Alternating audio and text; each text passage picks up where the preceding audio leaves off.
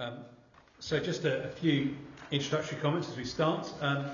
Probably this is going to be our last Thursday, which is more of a stand when we sat down, so it's not as bad, but things sort of peter out over the summer, so this might be our last one before the summer break, and then when the summer break's over, we're starting home groups again, and they'll be in a couple of locations. So just so you elders do listen to you, so all our pastoral visits over the last few months, I think almost every single one said, can we do home groups again? So there we go.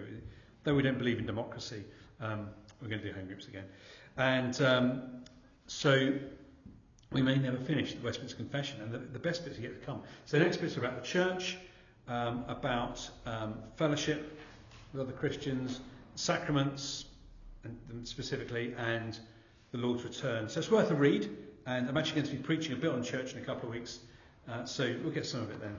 But Andy Young and I were going to do some podcasts on the Westminster Confession of Faith, but as we found it so hard to get together to do one, the thought of trying to do 33 that then might subdivide, we thought might be a bit ambitious.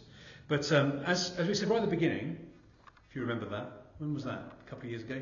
Right at the beginning when we started, we said that the Confession of Faith, or any of these creeds and confessions, are a summary of the Bible. They're like distilled. So you can say, the Bible's quite a good book. What does the Bible teach? It teaches that. What does it mean? It means this. And as we've gone through it, a few of you have said this, I've found this as I've been teaching it, it's surprisingly pastoral in places. So you read it, you think, it's a bit like walking through porridge. But then as you start thinking about it, it's quite practical, quite pastoral. And in this one, I'm going to give you a few pastoral pointers up front. So the topic is marriage and divorce. And the Bible, so straight away I'm walking on, I remember when I was at college, we did a mission, and someone said, what do you think about marriage, divorce, remarriage? And my friend said, the ice is so thin, I'm not going to start skating. But we're actually going to now jump onto the thin ice. But it's a sensitive issue for many, and there'll be areas we may disagree on some of these bits, but the Bible assumes divorce.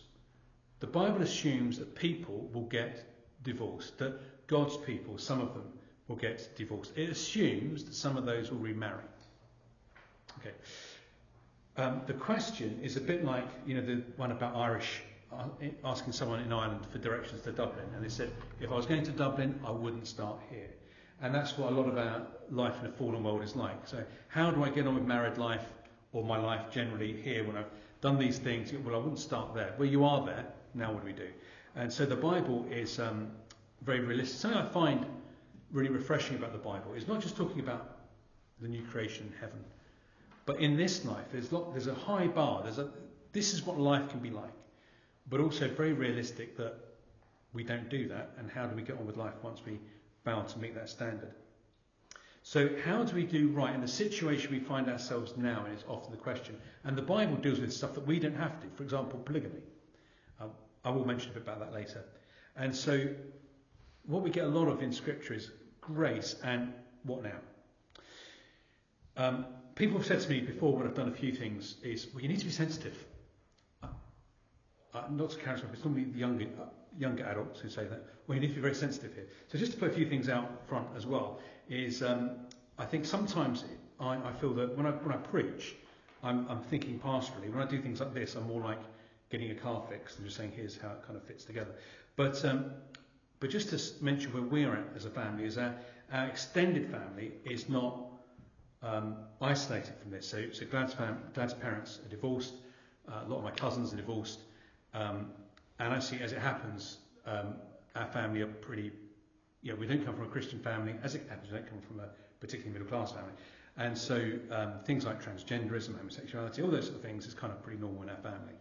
We're the weird ones. And before I came here, my ministry experience has all been in inner city parts of London and Merseyside. So it's quite funny when people here talk about the rough bit of Chelmsford. The rough bit of Chelmsford. Okay.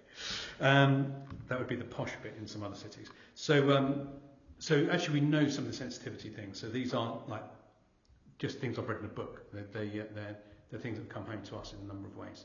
And I want to start as well by stepping back from the confession and talk about some other things. Some much bigger picture, biblical thinking. and bigger theological point is if you take the whole Bible, I'm not going to read it all, the Bible starts and ends with a marriage. Did you notice that? So you can summarise actually the whole Bible story is this. Kill the dragon, save the girl. And they get married. So it starts in a marriage in the garden, Adam and Eve get married. And it ends in a garden city where Christ gets married to the church. Christ does not have lots and lots of brides. So we tend to think, oh, he's a husband.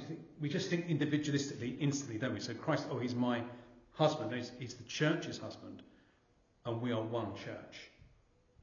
And so we're all that. So Christ has one bride. We have one husband. So that's my broader point. And then the Confession of Faith has a historic context, which we thought about. So this didn't drop out of heaven itself. It was written by people to help them understand the Bible in a particular time in England. And it's interesting that most best things written about the Confession are written in America later. But they often write it like they're Americans later.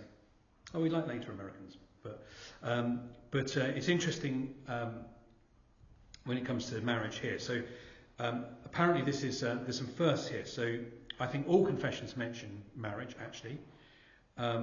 Here it comes after the chapter on civil magistrates. So this section of the confession about vows and things is about Christians engaging in wider society. So the 13 Articles, the Church of England's doctrinal equivalent, which was earlier than this, mentions about that priests could marry. So obviously when that was written, that was a controversial thing. This confession is the first, or the only one, I think, it might be the one of two, that tells you in the marriage section who you should and should not marry. Another interesting bit is just 3 sentences were debated and then not included for different reasons. So they debated and voted against. Persons before they marry ought to be able to perform necessary marriage duties and to make a good choice. The next one was children under parents' government. There should probably be ought, so I was typing quickly out of the book. Ought to have their parents' consent to their marriage, yet so as they are not forced against their own liking. And the last one is death fully dissolves the bond of marriage, that the surviving party may marry another. None of those got through, and they probably, some intelligent guesswork, but probably the first two was widely considered to be wise, but thought it was too binding. It's going a bit beyond what the Bible's saying. And the third one is just too obvious. It's like saying don't eat bricks. Just like that's such an obvious thing. It didn't need to be put in. But what I find here is there's a lot of helpful stuff in this chapter, but a few things we need to think about in context. I'm not going to go line by line. I'm not going to go through very many of the Bible verses because a lot of these Bible verses you'll be familiar with, but it's just sort of putting it together. So 24.1, this is about what marriage is. So I will read the whole of the confession there. So marriage is to be between one man and one woman. Neither is it lawful for any man to have more than one wife, nor any woman to have more than one husband at the same time. So notice how it ends at the same time. So it may be over the course of your life, you may have more than one spouse, for example, after your spouse has died. So some of you know Palmer Robertson, so that's Joanne Letty's second wife. His first wife died. And this all comes from Genesis 2:24. And you could say that Genesis 2:24 is foundational to everything else the Bible says about marriage and family and so on. Everything, all the negative teachings, so all the do nots, are the flip. It's like when you invert what Genesis 2:24 says. So the intention is that one man and one woman will be joined, and intentionally for life. And Jesus enforces that. In fact, it's interesting point that someone made is that Jesus almost preempts the transgender debate, because Jesus didn't directly quote the old Genesis. He said, since the beginning. So God made it that way since the beginning. So it's not God made it that way, but we've moved on. Jesus is saying, since then, God is still doing the same thing. It's still that way. People often say Jesus did not teach on sexuality, but actually he was the clearest. He didn't say much, but what he said was, do you remember Genesis? That. And even cleared up any misunderstandings that people might want to impose on it. So he ties off those modern issues. Since the beginning there was male and female. Since the beginning God's intention is that there be man and woman. Interesting thing happened a while ago in our presbytery is we thought it would be useful to have an ethics paper. So we've got a position paper on the ethical issues of the day. We had a lawyer from the Christian Institute help us put it together. And one of the things that's now interesting is that at CPC, our charity is that we will propagate and worship according to the Christian religion, according to the Westminster Confession of Faith. Which means, if I was to do a gay marriage, I'd be in breach of Charity Commission law. So if anyone asks me to do that, I can actually say, the law forbids me to do this. So that would be interesting if that was ever tested in court. But so I'll ask if you've got any questions in a second.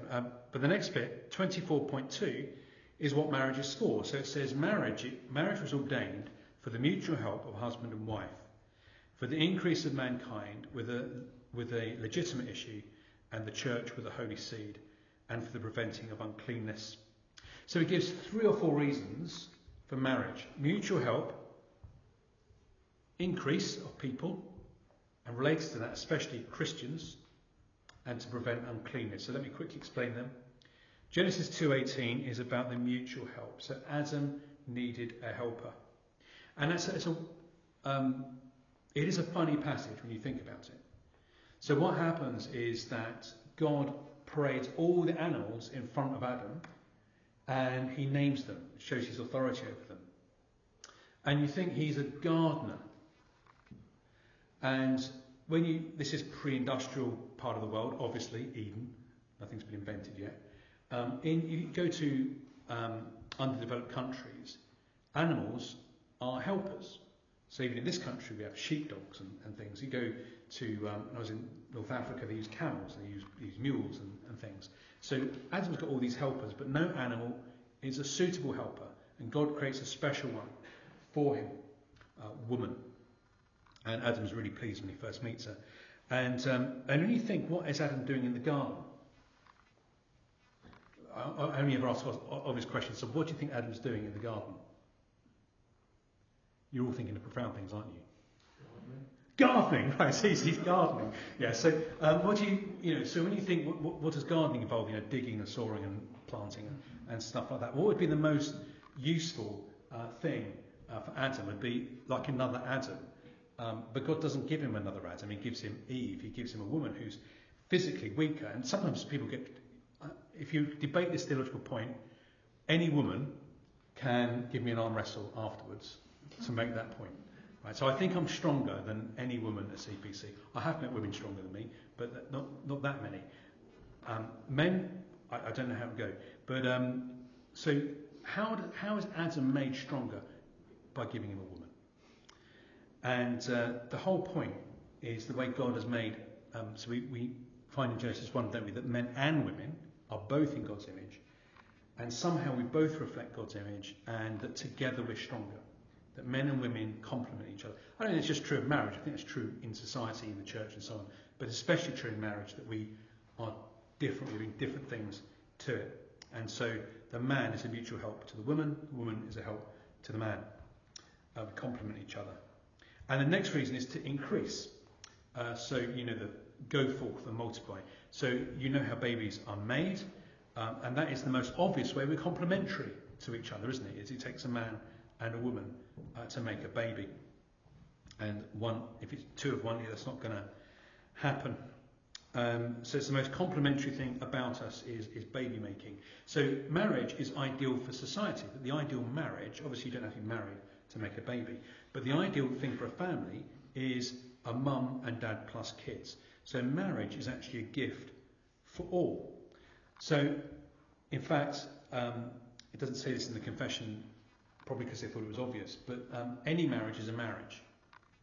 I suppose that's the difference between Catholicism and Protestantism. So 2 people go to a mosque and marry, go to a registry office, it is in God's sight a marriage, because marriage is something in creation. It's like eating. It's you don't have to be a Christian to eat. You don't have to be a Christian to be married. And so marriage, whatever you believe, a marriage is a marriage, and God's created it for your good and the good of your children and society. But specifically, it is to increase the church. It's to grow the church. So Malachi 2:15 talks about the point of marriage is for godly offspring. So God wants godly offspring. So of course, caveats, not all our children will keep going with Christ, but the ideal is to have children and bring them up as Christians and to teach and model that to them in a church community. Now we're Presbyterian, so that's why well, perhaps not all of you are, but it's a Presbyterian church. Our theology is that we treat our children as Christians. We don't give birth to pagans. We give birth to little Christians, and we're optimistic about their outcome, which is why we baptise them, because they're covenant children. And they sometimes opt out from us, sadly, but we treat them as Christians for starters. So Christian marriage is meant to mature that. There's some caveats, some pastoral caveats it doesn't give, but I will. Clearly, some people are converted after their kids are born, or after they're married, and only only the husband or the wife is a Christian. And you get examples of this in the New Testament. For example, Lydia, she takes the faith lead in the house, and God works through single mums and so on. God doesn't need the model family to do that. Another caveat is people don't all have children. They may want to but can't for various reasons, are a result of the fall. So health reasons, so on. Getting married too old or whatever it is. And still, but still, the marriage fulfills all those other functions, even without children. So I do remember, funny enough, it was a theologian who said it. He made a comment about being a family once you have children, and he rightly got a backlash from his students, because when people marry, they are a family. You don't need small people to make it a family. And then the last thing they said in this section is preventing uncleanness, and I deliberately used the archaic language. In other words, there's a place for sex, which is marriage. So in marriage, it's right and good. And the Bible has a high and positive view of sex. It doesn't shy.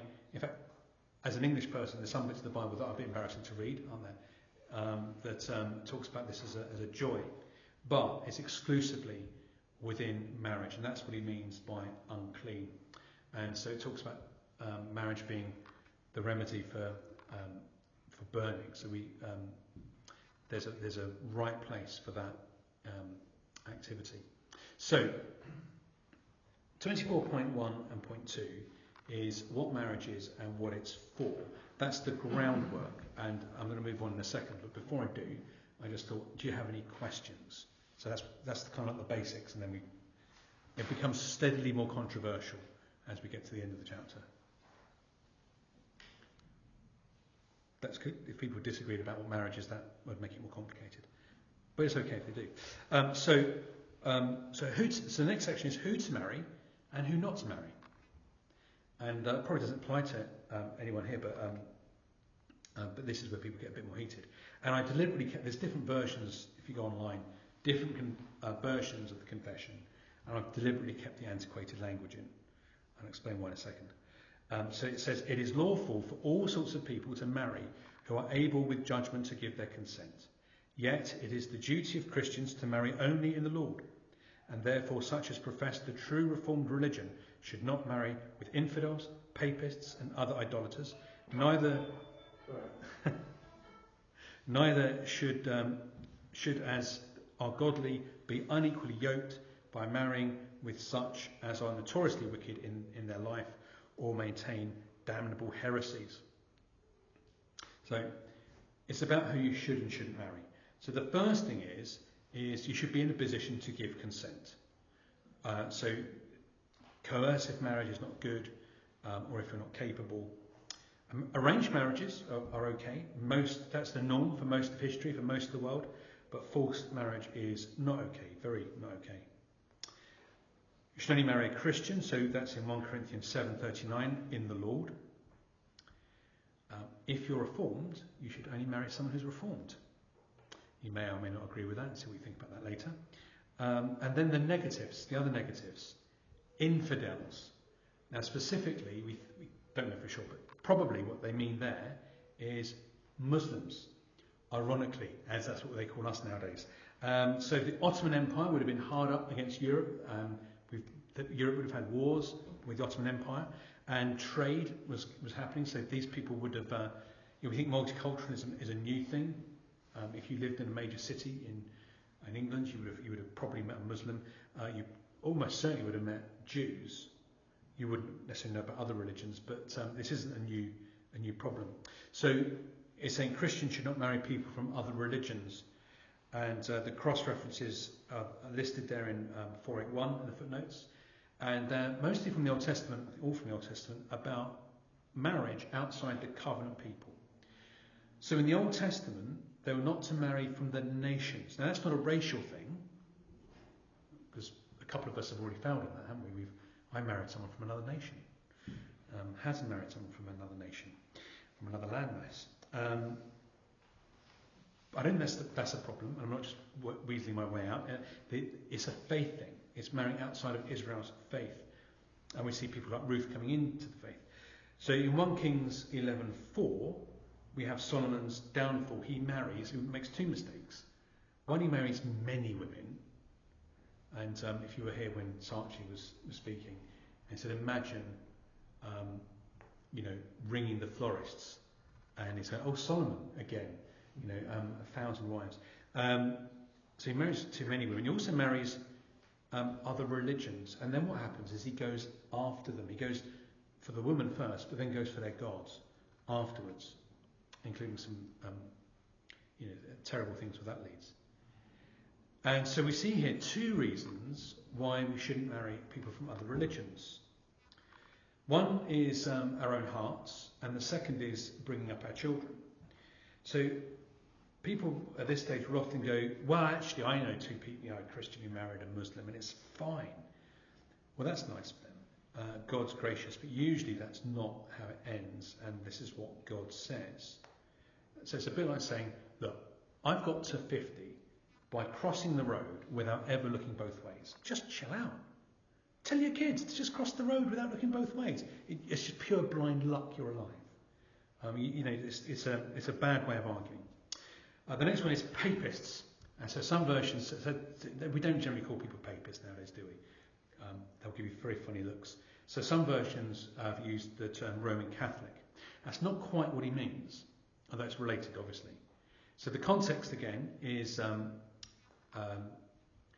from the time of Elizabeth I, the Pope, it may be before this actually, but certainly in the time of Elizabeth, which is why Elizabeth made did some things that she did.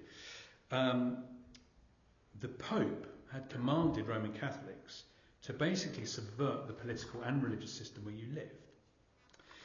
And so they're trying to stop those countries that were Protestant from being Protestant. That probably means changing the royal family and the parliament. Hence, so for Americans here, our 4th of July is 5th of November, where we celebrate the Catholic terrorists failed, and we burn an effigy of one of them. If you thought you were coming to a civilized country. So they want to bring the nations back under Rome. And so the problem with the papists, as they call them here, was about political and national security issues. So at the time this is written, priests were executed. But the reason why they're executed wasn't because they're Roman Catholic heretics, but because of treason.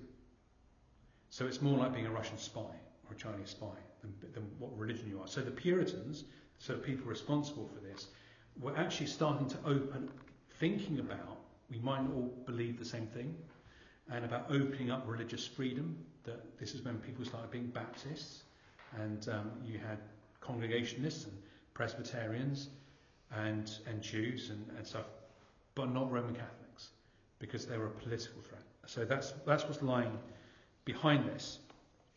And so it's interesting if some of you like the book on prayer, 1662 prayer book, Church of England prayer book, and there's some wonderfully beautifully written prayers about the enemies, about being defended from enemies, and we all think he means spiritual warfare, talking about the devil. It's Cranmer writing. He means the French. not the devil. It means the French and the Spanish, because they were the immediate threat to England at the time. But we still say those prayers. However, what the confession does, having qualified what we mean by a papist, it goes on to warn about being unequally yoked, including idolaters, heretics, and the ungodly. In other words, he's saying this, or they're saying this: those who say, I'm a Christian, or I want to marry this person, they're a Christian. They said they're a Christian. They never go to church. But they believe in their own way, all that kind of thing. Or they're idolatrous. Well, we're all idolatrous to a degree, but that's obvious idolatry. Or they've abandoned the faith, or they're living in an obviously counter-Christian way all of the time, unrepentantly. And that's what it means by being unequally yoked. So Paul writes about being unequally yoked, and people say, oh, that means not marrying a non-Christian. I think it's a bit deeper than that. It doesn't mean less than that, though. So if the point of marriage is mutual help, including help in your faith, then you need to marry someone who's going to help you in that faith.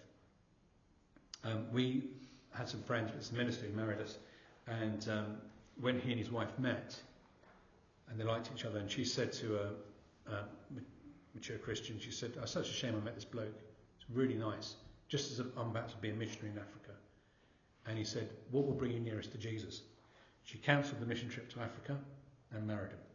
And we never asked her if she still thinks that was a good idea, but that's the whole point, though, is, are you marrying someone who's going to bring you nearer to Christ? They don't have to be uber mature, but someone who's going to encourage you with Jesus. So if you marry someone like that, we'll see as we go on. So it says, choose someone who's going to do the positive thing. Don't choose someone who's going to take you the wrong way. And then a bit more about who you shouldn't marry. 24.4, marriage ought not to be within the degrees of consanguinity, I'll explain in a second, or affinity forbidden by the word, nor such incestuous marriages ever be made lawful by any law or man or consent of parties, so as these persons may live together as man and wife. The man may not marry any of his wife's kindred, nearer in blood than he may of his own, nor the woman of her husband's kindred, nearer in blood than her own. So the Bible forbids certain. So consanguinity is your blood relatives, with blood. That's what it means. So you can't marry your with blood. So the Bible forbids marriage to close relations. Most obviously your brother or sister. So he's actually saying they are not lawful. You can't make them lawful. That's not even a marriage. The Bible also forbids certain things like marrying your stepmom. So that's the controversy in 1 Corinthians 5. But the last sentence has caused some controversy, and interestingly, most Presbyterian denominations allow an exception on that. I think the Americans have changed it because they follow a Scottish one. But what that last sentence means is you cannot marry a relative of your husband or wife, even after you're divorced or they've died. So most reject that or would nuance that a lot for one reason, or a number of reasons, but one would be the Old Testament makes it commendable to marry your brother's widow. Now, why is this here? Again, don't really quite know how they got to this point, but it's written in England in the mid-1600s, so this is not that long. It's only 130 years after Henry VIII. And I was going to give you a trick question. I won't do that. But lots of people said, "Oh, you're only Protestant because some randy English king wanted a divorce." Did you know he didn't divorce Catherine of Aragon? He never asked for a divorce from Catherine of Aragon. If you go to Hampton Court Palace, they actually explain around there. He never asked for a divorce. He wanted an annulment, which might sound a bit of a cute difference, and actually I think it is. But his argument was he wanted an annulment because he believed he was in an illegitimate marriage, because he married his brother's wife. And that was wrong to marry a brother's wife. look at Leviticus, it's there in black and white. Now, what's the problem? And you remember your history lessons from however long ago that was. What's the problem? See, Henry's right. It does say that in the Bible. But what is the problem with Henry's argument? If anyone can remember what happened to his brother Philip. Philip's his older brother. He's dead. And so he's saying, the Bible says you can't marry your brother's wife. Unless he's dead, then you should marry his brother's wife. That's a good thing to do. It's a commendable thing to do. So it's commendable that he married Catherine. But he wanted to have a loophole to get out of it. Interestingly, they had a good marriage until a certain point, and then the Henry VIII that you know about seems to kick in. So, before I move on, any questions about who marriages, who you should and shouldn't marry, and legitimacy? And then we'll move on to even slightly more. Anyone agree should only marry Reformed people? I'm not sure what I thought about that, but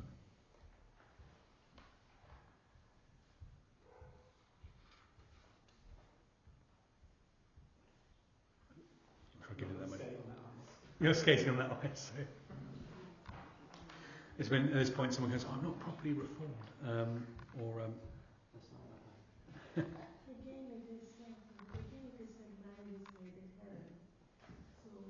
marriage is made in heaven. Yeah, all marriages are made in heaven. That's what I have heard. And we come to the world and we meet that person and we marry. So, what is right, what is wrong? Well, I think a uniquely Christian view, I think it's uniquely Christian, is that our existence is embodied. So, my birthday, as you know, everyone found out, was a couple of weeks ago. So, 25th of June 1973, I was born. I came into existence before that because I developed inside my mum before I was actually I was 2 weeks late, huge, but before my conception I didn't exist. There was no pre-existing Darren. However, there will be an ongoing existing Darren. So I'm embodied. I didn't exist before I had a body, and then I married someone with their body. And but in heaven, Jesus says that we won't be like this. So I'll still be Darren, I'll still be a man, but I will be a married man, but I'll be married to Christ as the part of the church. So I won't be married to Glad. I'm sure we'll hang out. There'll be a number of people I'll be pleased to see, but we won't be. Marriage will be different, or we won't be married because the reasons that we've given for marriage don't apply in heaven. So now I need a wife. And the more you get to know me, the more you know I need a wife, and otherwise I might not have made it to 50. But I won't need a wife in heaven. I'm glad I won't need a husband in heaven, because all those needs that we meet for each other now will be met in Christ and His creation. So I think the other religions have got ideas about what we were like before we were born, or where we go to next, and so on. But I think that's a uniquely Christian view of the body and how the body matters. Where did I get to? So the last two bits get a bit more controversial, because it now deals with when marriage goes wrong and about divorce and remarriage. So 24.5. Adultery or fornication committed after a contract being detected before marriage gives just occasion to the innocent party to dissolve that contract.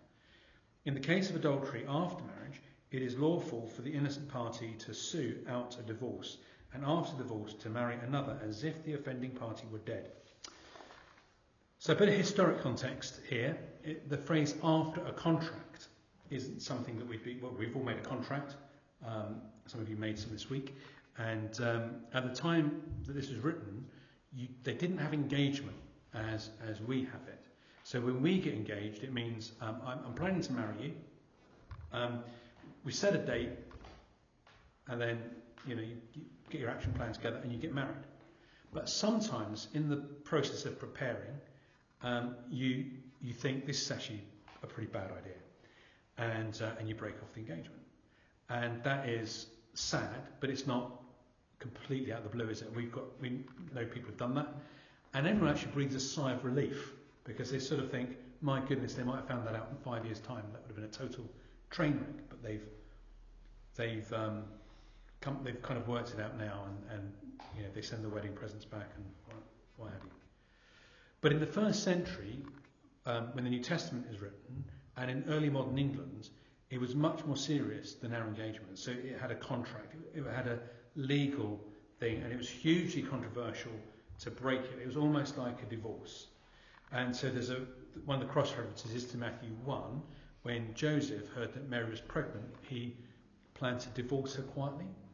So they're not married, they're betrothed. And so the grounds is he's assumed that she's committed adultery. Oh no, an angel spoke to me. Oh right. And then the angel speaks to him, and he goes, oh, okay. So because Joseph was righteous, he doesn't want Mary's shame. So he could have broken off the betrothal. Everyone would know what Mary's up to. But he decides to do it after they're married. So everyone assumed the baby is his, and something's gone wrong in the marriage, and they've divorced. And you know the rest of the story. Or why he doesn't do that. So they're saying that what they're saying here is a couple enter that contract. Once they've entered that contract, only premarital sex releases you. And by that I mean with another person. If you have premarital sex with your fiancé, that just means bring the date forward. So I think, don't worry about that because we don't do it like that. But what the divines are doing is applying principles to their context. Although I see a wisdom here about not playing with other people's heart or your own, but to take these relationships seriously. And then this issue of adultery once married. And it's said that is lawful to divorce. It's lawful to divorce on those circumstances. It's not essential, by the way. So the power of the gospel means that restoration may be possible, but it may not be possible, and it is fully legitimate to divorce in those circumstances.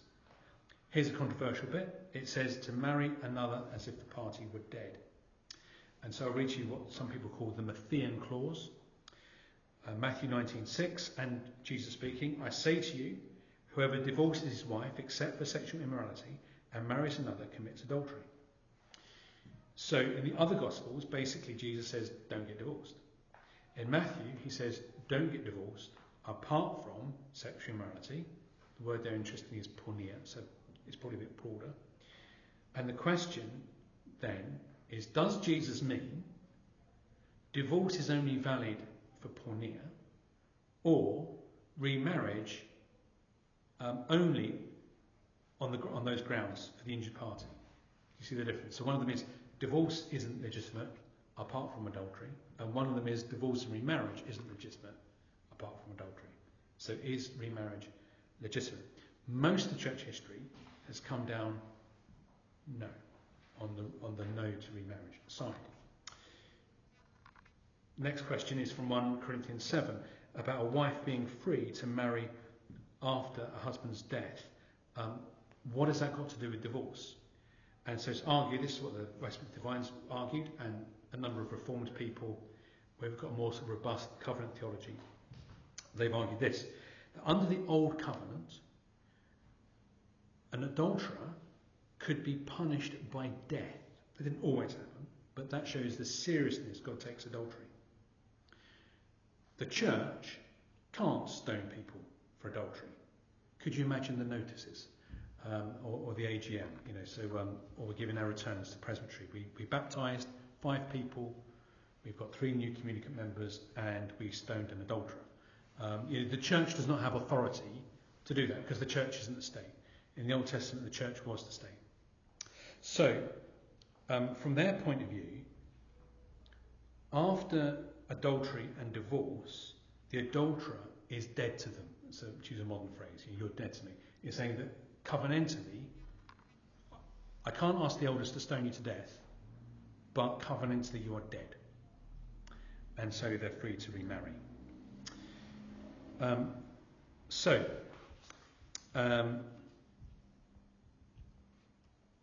And some people have argued because of that the covenant is now in tatters. Actually, both are free to be married because there is no covenant left. There's no marriage. So they're free. Now, others think that that's stretching 1 Corinthians 7 beyond where it will go. And the word that's used for divorce in the New Testament is usually the same word that you can translate loose or untie. So marriage ties, divorce unties. So the question then is what do we mean by untying? Do we mean divorce ends it, or does it just end the obligations for marriage? You know, if someone's divorced, are they free to marry, or are they just free from the obligations of marriage, but not free to marry? So they're all the questions that Christians can argue about. You can get books and be none the wiser at the end of it. But and that's why Christians find honest disagreements in those sort of areas. It's probably worth saying at this point as well that one of the things about marriage, do I mention it as I go down? No, so I mention it now. So in marriage, in the Bible, every marriage is valid as a marriage. So Solomon had 1,000 wives. He didn't have one wife and 999 pretenders. He had 1,000 wives. Some people think down the line that their marriage might not be legitimate for whatever reason. It is. If you're married, you're married. So it is like the Irish question. How do you get to Dublin from here? I won't start from here. But seeing as you are here, here's how you get to Dublin. So some people think, well, I got divorced for spurious reasons, and now I've married someone, and I've done a terrible thing. But yeah, you wouldn't start here. You wouldn't advise your children to do this. But here you are. How do you put it right? Be a good husband and wife in the marriage you're in. And those in countries that practice polygamy, they've got solutions for how they deal with that. We don't have to deal with that one in this country yet. But how do you do? If you think that you've done this stuff wrong, it's about doing the right thing in the situation you're now in. So he then continues, 24.6. Although the corruption, this sounds really complicated and it sounds legal speak. It's actually probably the simplest point. 24.6.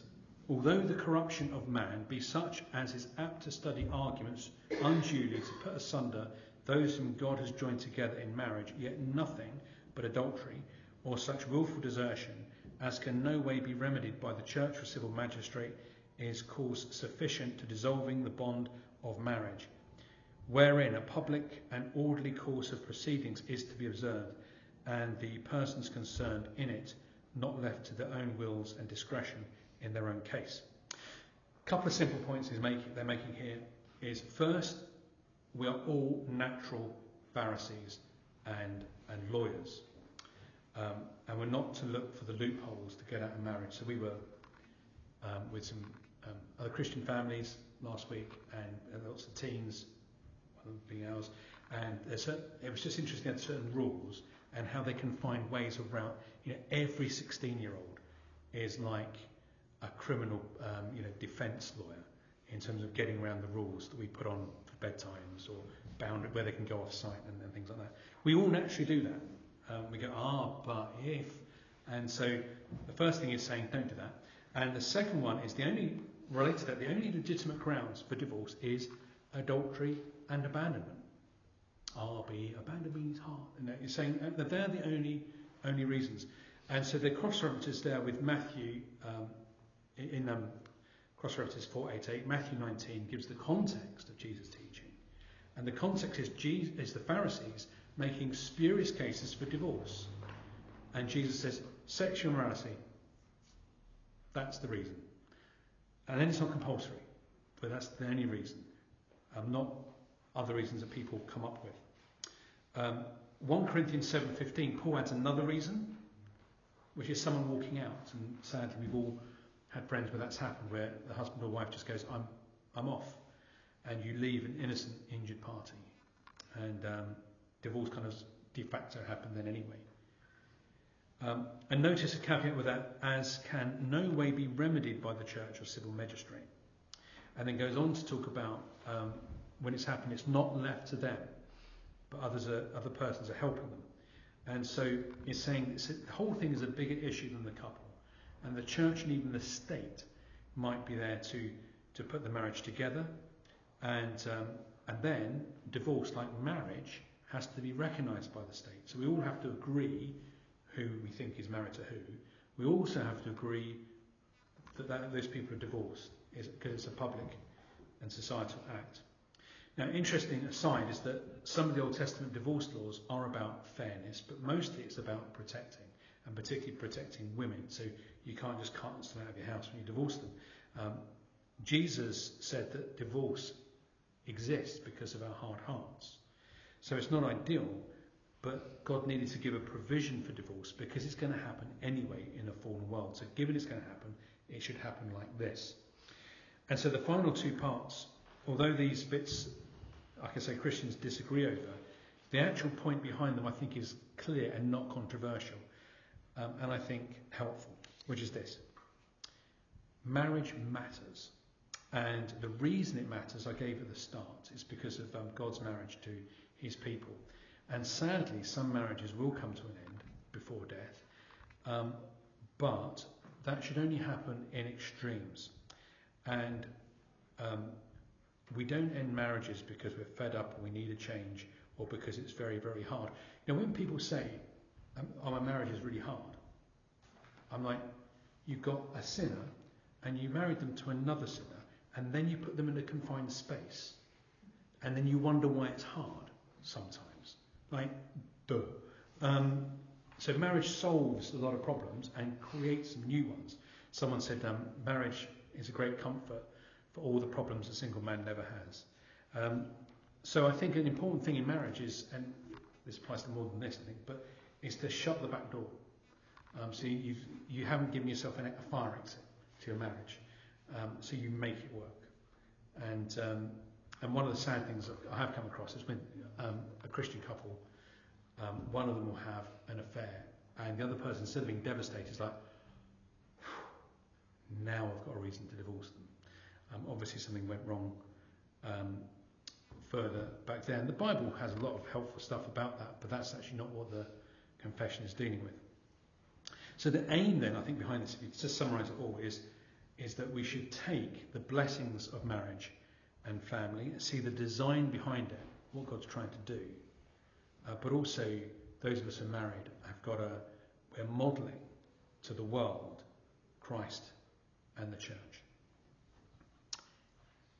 Any questions? And then we'll end and we'll pray.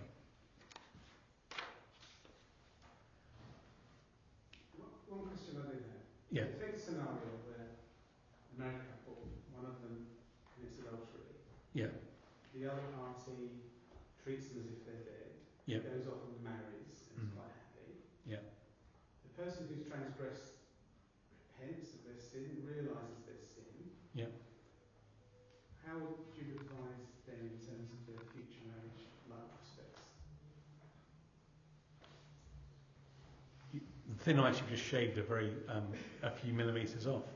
Yeah, what would I say? I mean,